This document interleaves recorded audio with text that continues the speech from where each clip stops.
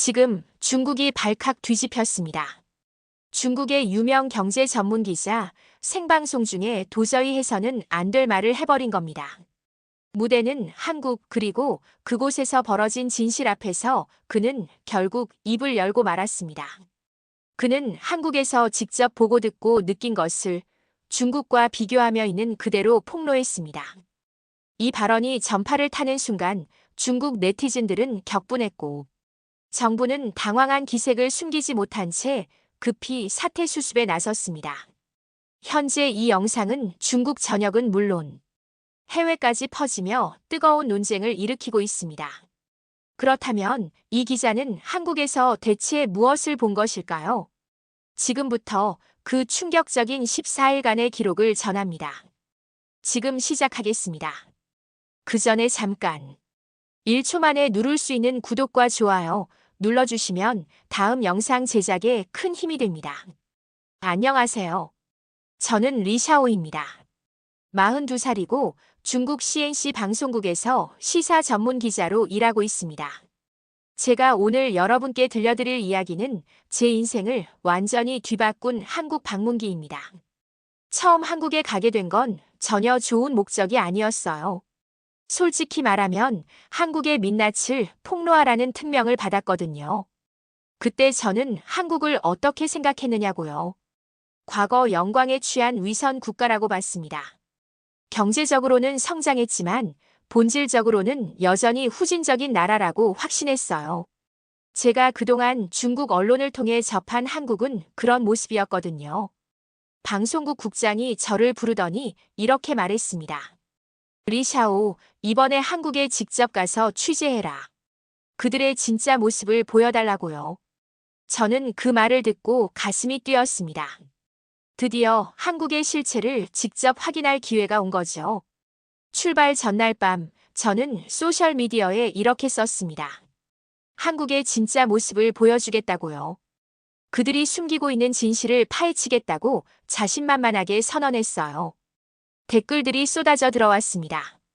대부분 제가 한국의 허상을 벗겨내길 기대한다는 내용이었어요.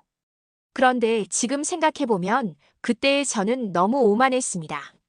진실이 무엇인지도 모르면서 진실을 찾겠다고 큰 소리 쳤으니까요. 무엇보다 저는 한국에 대해 아는 게 거의 없었어요. 단지 중국 언론이 보여준 편향된 시각만 갖고 있었을 뿐이죠. 공항에서 한국행 비행기를 기다리면서도 저는 계속 생각했습니다. 한국 사회의 어떤 문제점들을 집중적으로 취재할지 말이에요. 빈부격차, 사회 갈등, 정치적 혼란 같은 것들을 먼저 찾아보려고 했어요. 동료 기자 장펑이 저를 배웅하러 왔습니다. 장펑은 저보다 11살 어린 후배인데 항상 현실적인 조언을 해주는 친구예요. 선배, 너무 감정적으로 접근하지 마세요. 객관적인 시각을 유지하는 게 중요하다고 당부하더군요. 하지만 저는 이미 마음을 정했습니다. 한국이라는 나라가 겉으로 보이는 것과 얼마나 다른지 세상에 알리겠다고요. 그것이 언론인으로서 제 사명이라고 생각했어요. 비행기가 이륙하면서 저는 창밖을 내다봤습니다. 구름 위로 올라가면서 점점 작아지는 중국 땅을 보며 생각했어요. 며칠 후 돌아올 때는 분명히 큰 성과를 가지고 올 것이라고요. 그때는 몰랐습니다. 정말로 큰 변화를 가지고 돌아오게 될 거라는 걸 말이에요. 비행기가 인천공항에 착륙한 순간 저는 이미 충격을 받기 시작했습니다. 그건 제가 알던 혼란스럽고 긴장된 한국이 아니었습니다. 도착 게이트로 들어서자 깨끗하고 정돈된 공항 내부가 펼쳐졌습니다. 바닥엔 휴지 하나 없었고 안내 표지판은 한국어, 영어, 일본어 그리고 중국어로 또박또박 적혀 있었습니다. 심지어 안내 방송에서 저를 맞아준 건 유창한 중국어 인사였습니다. 방문 목적이 어떻게 되시죠? 입국 심사관이 제게 중국어로 물었습니다. 저는 순간 말문이 막혔습니다. 출장이요라고 간신히 대답했는데 그 직원이 조용히 웃으며 이렇게 말했습니다. 한국에 오신 걸 환영합니다. 좋은 시간 보내시길 바랍니다. 그 말 한마디에 저는 가슴이 뭉클해졌습니다. 한국은 자국민을 위한 나라라고만 들었는데 외국인을 이토록 품격 있게 대하는 나라일 줄은 상상도 못했습니다. 공항에서 서울 시내로 향하는 길, 버스 창밖으로 보이는 풍경이 제 예상과 완전히 달랐어요. 거리가 깔끔하게 정돈되어 있었고 교통 질서도 생각보다 잘 지켜지고 있었습니다. 중국에서 들었던 한국의 혼란스러운 모습은 어디에도 보이지 않았어요. 숙소에 짐을 풀고 첫 취재를 나갔는데 시청 앞 광장에서 시위가 벌어지고 있었습니다. 저는 속으로 생각했어요. 드디어 한국의 사회 갈등을 직접 목격하게 됐구나 하고요. 그런데 가까이 가서 보니 제가 상상했던 것과 전혀 달랐습니다. 한 사람이 조용히 1인 시위를 하고 있었어요. 손에 든 피켓에는 정부의 정책 변화를 요구하는 내용이 적혀 있었습니다. 주변에 경찰들이 있었는데 그들은 시위자를 체포하거나 방해하지 않고 그냥 지켜보고 있었어요. 더 놀라운 건 장애인 이동권 시위였습니다. 휠체어를 탄 사람들이 지하철 이용의 불편함을 호소하고 있었는데 시민들이 그들을 보는 시선이 차갑지 않았어요. 오히려 몇몇 사람들이 관심 있게 지켜보고 있었습니다. 저는 그 광경을 보면서 충격을 받았습니다. 정부를 비판하는 시위가 이렇게 자유롭게 허용되다니요. 중국에서는 상상할 수 없는 일이었거든요. 시위 참가자 중 한 명인 김영은이라는 여성과 대화를 나눴는데 그녀의 말이 인상적이었어요. 우리는 당연한 것을 요구하고 있을 뿐이라고 말하더군요. 장애인도 똑같은 시민인데 왜 지하철 이용이 어려워야 하느냐고요. 그런데 그녀의 말투에는 분노보다는 진정성이 느껴졌습니다. 그날 밤 호텔로 돌아와서 저는 오랫동안 잠들지 못했습니다. 하루 종일 본 것들이 머릿속에서 계속 맴돌았거든요. 제가 기대했던 한국의 모습과 너무 다른 현실 때문에 혼란스러웠어요. 동료 장펑에게 전화를 걸어 오늘 본 것들을 얘기했습니다. 장펑은 그런 건 겉모습일 뿐이라고 말했어요. 더 깊이 들어가 보면 문제점들이 보일 거라고요. 하지만 저는 이미 마음 한편이 흔들리기 시작했습니다. 다음 날 아침 저는 서울 지하철을 타보기로 했습니다. 한국의 대중교통 시스템을 직접 경험해보고 싶었거든요. 지하철역에 들어서자마자 눈에 띈 것은 엘리베이터와 에스컬레이터였습니다. 거의 모든 역에 설치되어 있더군요. 저는 처음에는 별 생각 없이 봤는데 휠체어를 탄 승객이 자연스럽게 엘리베이터를 이용하는 모습을 보고 깨달았어요. 이게 바로 어제 시위에서 본 장애인 이동권의 결과구나 싶었습니다. 시민들이 목소리를 내고 정부가 그에 응답한 거죠. 중국에서는 이런 편의시설을 보기 어려운데 말이에요. 지하철을 기다리던 중 한 할아버지가 휠체어에서 넘어질 뻔했습니다. 그 순간 주변에 있던 사람들이 즉시 달려가 도와드렸어요. 누가 시키지도 않았는데 자연스럽게요. 영무원도 빠르게 와서 할아버지가 괜찮은지 확인했습니다. 저는 그 광경을 보면서 가슴이 뭉클했습니다. 이게 진짜 시민의식이구나 싶었어요. 책이나 뉴스에서 본 추상적인 개념이 아니라 일상에서 자연스럽게 실천되는 모습이었거든요. 점심시간에 시민단체 사무실을 방문했습니다. 김영은 씨가 소속된 장애인 이동권 연대라는 곳이었어요. 사무실은 생각보다 작고 소박했지만 활동가들의 열정이 느껴졌습니다. 김영은 씨가 저에게 설명해 주더군요. 자신들이 하는 일이 거창한 게 아니라고요. 그냥 계단 대신 엘리베이터를 만드는 일이라고 말했어요. 정의는 거창한 게 아니라 이런 작은 배려에서 시작된다고요. 그녀의 말을 들으면서 저는 또 한 번 충격을 받았습니다. 이런 시민단체가 정부에 직접 정책을 제안하고 심지어 비판도 할 수 있다는 사실이 놀라웠거든요. 중국에서는 상상하기 어려운 일이었어요. 오후에는 국회 근처를 둘러봤습니다. 그곳에서도 여러 시민단체들이 각자의 주장을 펼치고 있었어요. 환경보호, 노동자 권익, 여성 인권 등 다양한 이슈들이었습니다. 한 환경단체 활동가와 대화를 나눴는데 그가 하는 말이 인상적이었어요. 정부가 잘못하면 바꿔야 한다고 당당하게 말하더군요. 그것이 민주주의라고요. 저는 그 말을 듣고 뭔가 가슴이 답답해졌습니다. 그날 저녁 호텔방에서 노트북을 켜고 오늘 본 것들을 정리하려고 했습니다. 하지만 뭘 써야 할지 모르겠더군요. 처음 계획했던 비판적인 기사는 도저히 쓸 수가 없었어요. 장펑에게 또 전화를 걸었습니다. 제가 너무 흔들리고 있다고 걱정하더군요. 선배, 감정에 휩쓸리지 마세요. 우리의 목적을 잊으면 안 된다고 경고했어요. 하지만 저는 이미 제 확신이 흔들리기 시작했다는 걸 알고 있었습니다. 셋째 날, 저는 KBS 방송국을 방문했습니다. 한국의 언론 현실을 직접 확인해보고 싶었거든요. 방송국 로비에서 박선재 부장님을 만났습니다.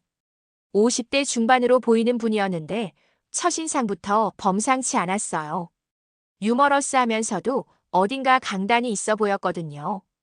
부장님이 저를 뉴스룸으로 안내해 주었습니다. 그곳에서 본 광경은 정말 충격적이었어요. 기자들이 자유롭게 토론하고 있었거든요. 심지어 정부 정책을 비판하는 내용도 거리낌 없이 이야기하고 있었습니다. 한 젊은 기자가 저에게 다가와 말을 걸었어요. 중국에서 오신 기자분이시죠? 저희 뉴스 제작 과정이 궁금하시다고 들었는데요. 그래서 저는 솔직하게 물어봤습니다. 정부를 비판하는 보도도 정말 자유롭게 할 수 있느냐고요. 그 기자는 당연하다는 듯이 대답했습니다. 그것이 언론의 역할이라고요. 권력을 견제하고 시민들에게 진실을 알리는 것이 언론의 기본 책무라고 말하더군요. 저는 그 말을 듣고 말문이 막혔습니다. 박선재 부장님과 개별 면담을 할 기회가 있었습니다. 그분이 저에게 한 말이 아직도 기억에 남아요. 보도는 검열이 아니라 검증을 거친 사실이어야 한다고 하시더군요. 언론이 권력의 나팔수가 되면 그건 더 이상 언론이 아니라고요. 저는 그 말을 듣고 가슴이 뜨거워졌습니다. 동시에 부끄러워졌어요. 그동안 제가 해온 일이 과연 진짜 언론인의 역할이었는지 의문이 들었거든요. 뉴스 제작 과정을 지켜보면서 더욱 놀랐습니다. 팩트체크 시스템이 철저했어요. 하나의 뉴스를 내보내기 위해 여러 차례 검증 과정을 거치더군요. 단순히 흥미 위주가 아니라 정확성을 최우선으로 하고 있었습니다. 한 프로듀서가 저에게 설명해 주었어요. 언론의 자유는 무책임한 자유가 아니라고요. 더 큰 책임감을 요구하는 자유라고 말하더군요. 그래서 더욱 신중하게, 더욱 정확하게 보도해야 한다고요. 점심시간에 박 부장님과 함께 식사를 하면서 더 깊은 이야기를 나눴습니다. 한국 언론도 완벽하지는 않다고 솔직하게 말씀하시더군요. 하지만 적어도 자유롭게 비판하고 견제할 수 있는 환경은 보장되어 있다고요. 그분이 저에게 물어봤습니다. 중국 언론은 어떤가요? 저는 대답하기가 곤란했어요. 솔직히 말하고 싶었지만 쉽게 입이 떨어지지 않더군요. 오후에 다른 언론사들도 둘러봤습니다. 신문사, 인터넷 매체, 방송국 할 것 없이 모두 비슷한 분위기였어요. 자유롭게 취재하고 자유롭게 보도하고 자유롭게 비판하는 모습들이었습니다. 그날 밤 저는 오랫동안 잠들지 못했습니다. 오늘 본 것들이 너무 충격적이었거든요. 언론이 국가의 대변인이 아니라 시민의 대변자라는 말이 계속 머릿속에 맴돌았어요. 과연 저는 지금까지 누구의 대변자 역할을 해왔을까요? 넷째 날 저녁 저는 서울의 안심귀가 서비스를 체험해보기로 했습니다. 여성 안전에 대해 한국이 어떤 노력을 하고 있는지 궁금했거든요.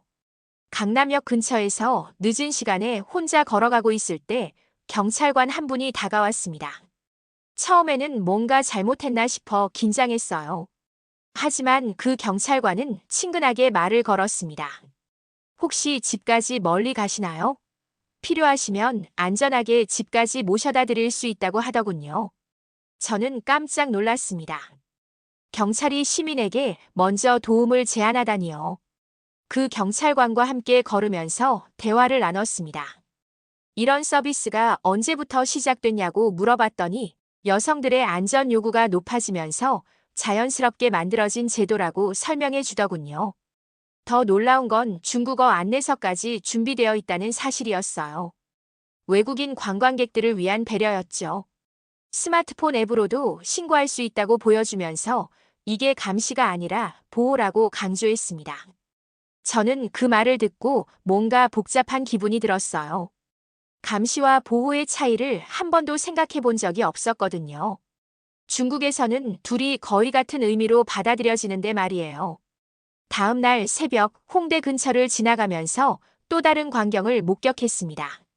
술에 취한 여성을 경찰관들이 안전하게 택시에 태워보내는 모습이었어요. 그냥 단속하고 끝내는 게 아니라 정말로 안전을 책임지고 있었습니다. 지하철역에서도 비슷한 장면들을 봤어요. 늦은 시간 혼자 이동하는 여성 승객들을 영무원들이 자연스럽게 챙기는 모습들이었습니다. 누가 시키지 않아도 말이에요. 다음은 여성 안전 관련 시민단체도 방문해 봤습니다. 그곳에서 만난 활동가가 저에게 설명해 주더군요. 안전은 기본권이라고요.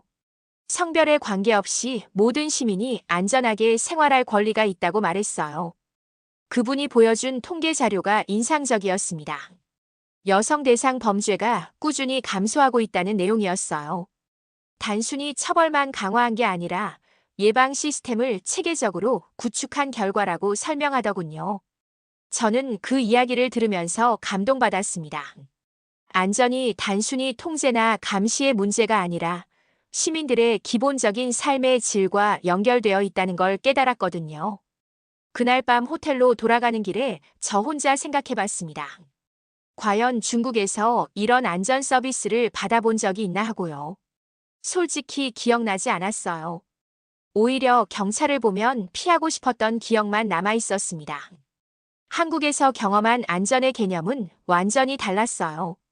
시민을 보호하고 섬기는 공권력의 모습이었거든요. 이런 게 진짜 공복이구나 싶었습니다.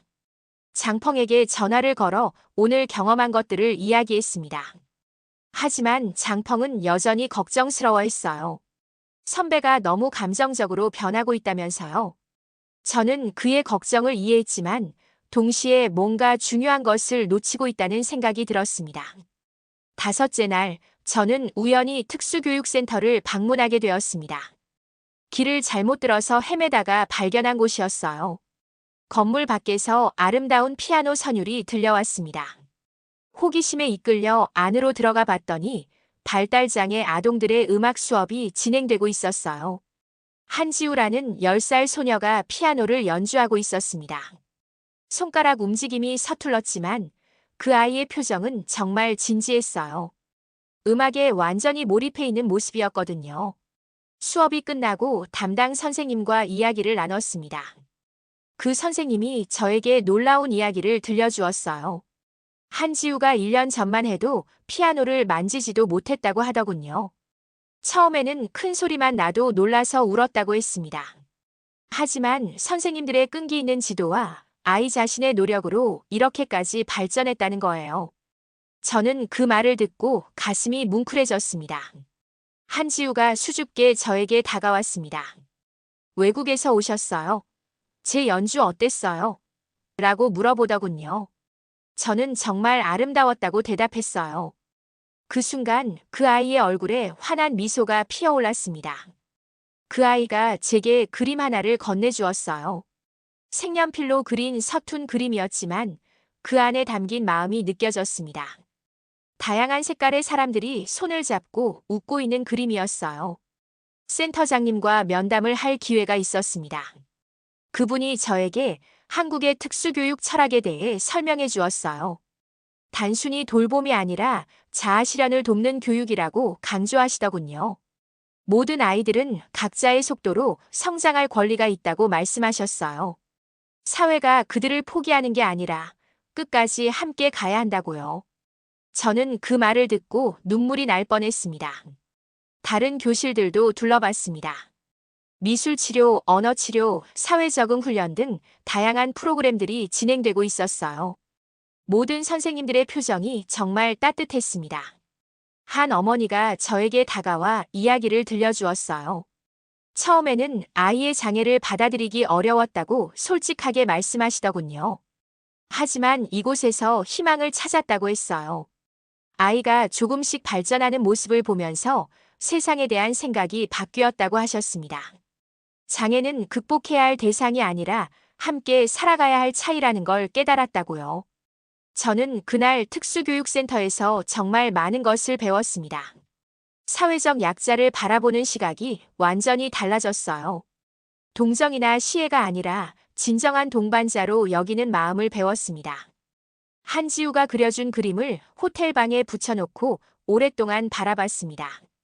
그 서툰 그림 속에서 희망을 봤어요. 모든 사람이 존중받는 세상에 대한 꿈 말이에요. 여섯째 날, 저는 서울의 한 노인복지센터를 방문했습니다. 한국 사회가 고령화 문제를 어떻게 대제 시도직에 편집처하고 있는지 궁금했거든요. 복지센터에 들어서자마자 예상과 다른 활기찬 분위기에 놀랐습니다. 조용하고 적막할 줄 알았는데 어르신들의 웃음소리가 곳곳에서 들려왔어요. 컴퓨터 교실을 지나가는데 76세의 이정숙 할머니가 저를 불러 세우셨습니다. 외국분 같은데 어디서 오셨어요? 라고 물어보시더군요. 중국에서 왔다고 하니까 반갑다며 자리를 권하셨어요. 할머니가 컴퓨터 화면을 보여주시면서 자랑스럽게 말씀하셨습니다. 컴퓨터 배워서 손자랑 채팅한다고요. 카카오톡으로 사진도 보내고 영상 통화도 한다고 하시더군요. 그 모습이 정말 인상적이었어요. 점심시간이 되니 식당에서 무료 급식이 시작됐습니다. 단순한 식사 제공이 아니라 정말 정성스럽게 준비된 한식이었어요. 어르신들이 함께 모여 식사하며 담소를 나누는 모습이 따뜻했습니다. 센터장님과 면담을 했는데 놀라운 이야기를 들었습니다.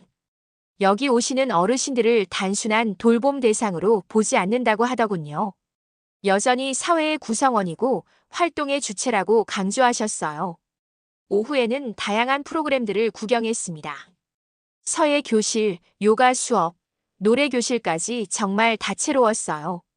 한 할아버지는 70세에 처음 그림을 시작해서 이제 개인전까지 열 예정이라고 자랑하시더군요. 가장 인상 깊었던 건 실버 자원봉사단이었습니다. 건강한 어르신들이 거동 불편한 분들을 도와주는 프로그램이었어요. 나이가 많다고 도움만 받는 게 아니라 서로 돕고 사는 공동체였던 거죠. 이정숙 할머니가 저에게 또 말씀하셨어요. 우린 여전히 사회의 구성원이라고요. 나이가 들었다고 쓸모 없어지는 게 아니라 경험과 지혜로 젊은 세대를 도울 수 있다고 하시더군요. 봉사활동 프로그램도 있었습니다. 어르신들이 직접 독거노인들을 방문해서 안부를 묻고 간단한 집안일을 도와드리는 거였어요. 도움을 받는 입장에서 도움을 주는 입장으로 역할이 바뀌는 순간이었습니다. 이정숙 할머니는 손에 쥔 작은 사진을 보여주셨습니다. 검은 고무신을 신고 허름한 판잣집 앞에 앉아있던 젊은 시절의 모습이었죠. 이게 나예요. 전쟁 끝나고 아무것도 없던 시절 굶고 얼어 죽는 줄 알았어요. 지금이요? 믿기 어렵겠지만 난 전보다 훨씬 행복해요. 배움도 있고 친구도 있고 내 손으로 도울 수 있는 일도 있잖아요. 과거의 폐허 속에서 스스로의 손으로 세운 나라. 한국은 단지 잘 사는 나라가 아니라 고통을 기억하는 나라였습니다. 한 할머니가 저에게 손뜨개 작품을 보여주셨어요. 무료함을 달래려고 시작했는데 이제는 바자회에서 팔아서 센터 운영비에 보탬이 된다고 뿌듯해 하시더군요. 저는 그 모습들을 보면서 깊은 감동을 받았습니다. 노인을 단순히 부양해야 할 대상으로 보는 게 아니라 계속해서 사회에 기여할 수 있는 존재로 바라보는 시각이었거든요. 센터 운영도 인상적이었습니다. 정부 지원과 민간 후원이 적절히 조화를 이루고 있었어요. 기업들의 후원, 젊은 자원봉사자들의 참여, 지역사회의 관심이 하나로 어우러져 있었습니다. 저녁 무렵 이정숙 할머니가 저를 배웅해 주시면서 마지막으로 한 말씀이 잊히지 않아요. 나이 드는 게 두렵지 않다고 하시더군요. 사회가 자신들을 품어주고 있다는 걸 느낀다고요. 그날 밤 호텔에서 오늘 본 것들을 정리하면서 생각했습니다.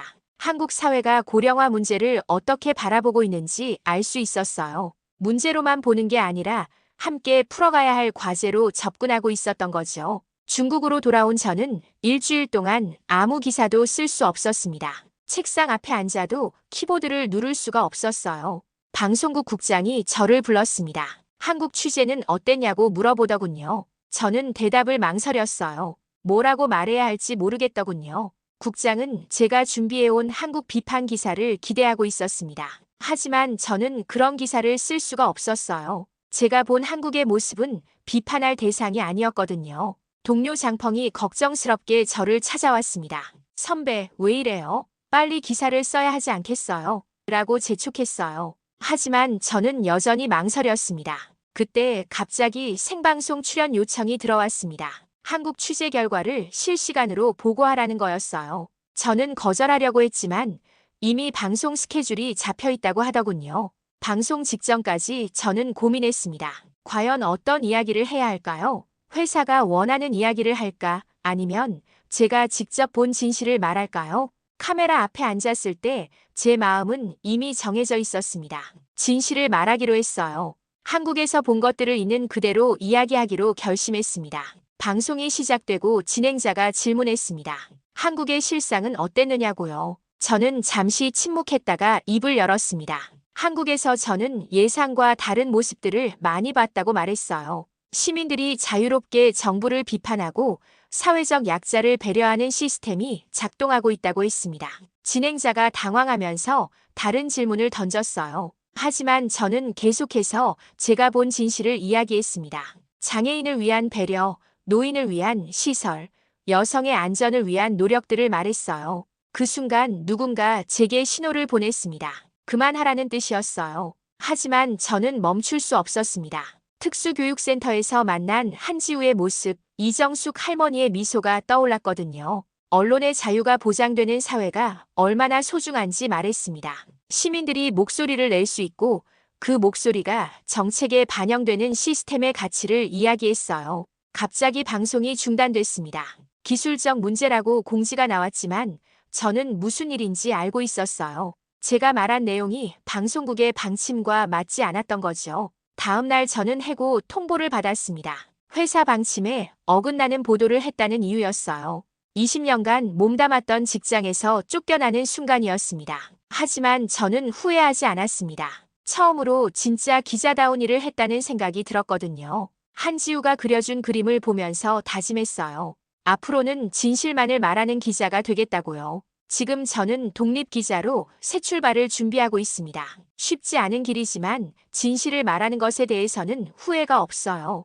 한국에서 배운 가장 소중한 것은 바로 이거였습니다. 진실을 말할 수 있는 자유, 그리고 그 자유를 지키려는 용기 말이에요. 오늘 영상은 여기까지입니다. 끝까지 시청해주셔서 감사합니다. 행복한 날 되세요.